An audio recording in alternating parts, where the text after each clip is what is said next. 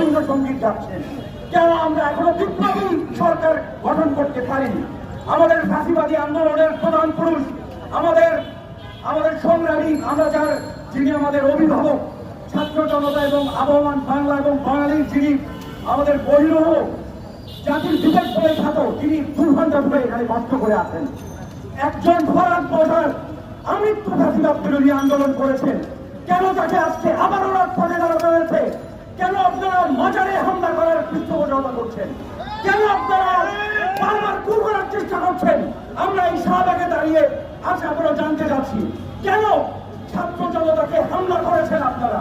কেন আপনারা সেখানে সচিবালয়ে আমাদের হাসনাতকে, আমাদের সার্জিস সালামকে, আমাদের আনসার লীগ হামলা করেছে? কেন সেখানে পুলিশ, র্যাব, বিজিবি, সেনাবাহিনী যায়নি? আমি রাষ্ট্রের কাছে জানতে চাই।